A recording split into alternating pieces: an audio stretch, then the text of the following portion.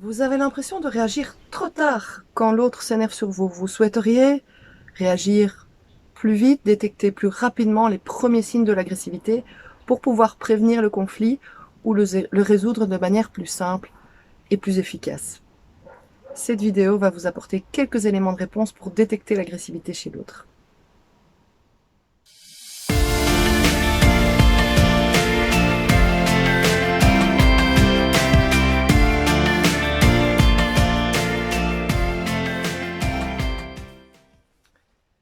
Dans le langage non verbal d'une personne agressive, on va retrouver particulièrement des gestes vers l'avant, puisque l'agressivité sert à marquer son territoire. Et donc, l'idée, c'est de repousser ses propres limites, de faire en sorte que l'autre ne rentre pas, n'aille pas au-delà de mes propres barrières, de mes propres limites. Et donc, tous les gestes qui sont vers l'avant sont potentiellement des signes d'agressivité et de colère, comme le fait de pointer, de pousser, euh, de couper, de trancher, euh, éventuellement d'abaisser. Tous ces gestes-là qui consistent à éloigner l'autre sont des gestes de marquage de territoire et donc des gestes d'agressivité. Attention qu'une personne peut avoir des gestes de ce type-là dans sa manière de parler, c'est mon cas par exemple, sans forcément être agressive. Ça peut faire partie de son langage non verbal habituel, ce que Paul Ekman, grand spécialiste de la détection des émotions et du mensonge, ce que Paul Ekman appelle la deadline. Si c'est sa manière habituelle d'exprimer les choses, il ne m'agresse pas forcément. Mais si ça sort un peu du lot, ou si les gestes sont plus vifs, plus brusques, alors ça peut être un signe d'agressivité. Dans la mimique, on va retrouver aussi du vers l'avant.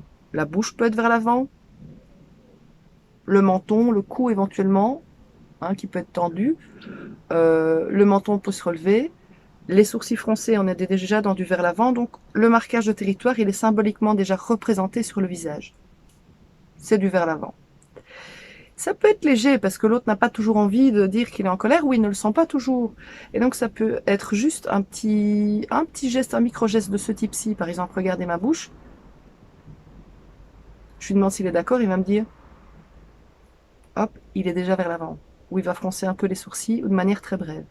Donc c'est déjà du vers l'avant et on le retrouve aussi au niveau de la mimique. Au niveau de la mâchoire, elle peut se serrer davantage, être plus tendue. Vous pouvez le percevoir ici, une augmentation du tonus musculaire au niveau de la mâchoire. Au niveau du cou et du menton, je l'ai dit. Tous les gestes qui consistent à se grandir, à se grossir, à s'élargir, à se bomber, soudainement, sont des gestes potentiels de colère. Se grandir, ça peut être en bombant le torse, en relevant la tête, en écartant les épaules, en mettant les bras de chaque côté des hanches, mais ça peut être aussi simplement élargir les narines. Voilà, je me grandis déjà au niveau du nez. Dans le monde animal, c'est un signe de dominance ou de marquage de territoire, le fait de se grandir ou de se grossir d'une manière ou d'une autre. C'est un signe donc intéressant à détecter chez l'autre. Et alors pour terminer, le rougissement peut être aussi un signe de colère, pas systématiquement, mais ça peut, dans la mesure où les sensations physiques liées à la colère sont principalement une augmentation une accélération de la respiration, une augmentation du rythme cardiaque pour se préparer à l'attaque. Et donc, inévitablement, c'est le haut du corps qui se prépare à l'attaque qui va être irrigué davantage avec un rosissement ou un rougissement corollaire à ça. Attention que certaines personnes ont un fond de colère permanent. Donc elles sont enragées ou elles ont un fond de colère permanent et donc elles ne sont pas spécialement plus en colère parce qu'elles expriment des gestes de ce type-là. C'est important d'observer l'autre dans qui il est. Si quelqu'un parle très fort avec des gestes très brusques comme ça pour expliquer une chose qui ne le met pas en colère, je ne dois pas forcément interpréter que c'est de la colère. Et puis il y a une nuance à mettre aussi au niveau du froncement du sourcil que j'explique très souvent en formation. Froncer les sourcils n'est pas toujours un signe de colère non plus. Ça peut être un signe de charge cognitive. C'est-à-dire que je suis en train de me concentrer et donc je stimule mon cortex pour trouver des solutions à un problème ou pour essayer de comprendre ce qui se dit ou ce qui se passe. Donc les personnes qui froncent beaucoup les sourcils parce qu'elles réfléchissent sont parfois perçues erronément comme des personnes en colère.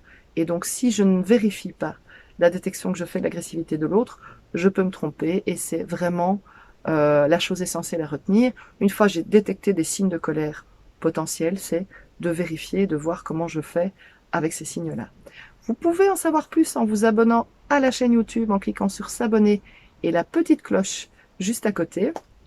Et également voir l'ensemble des formations et des interventions sur ce sujet et sur d'autres sujets sur christellelacour.com, intervention formation du centre Switch. Je vous dis à très bientôt avec plaisir.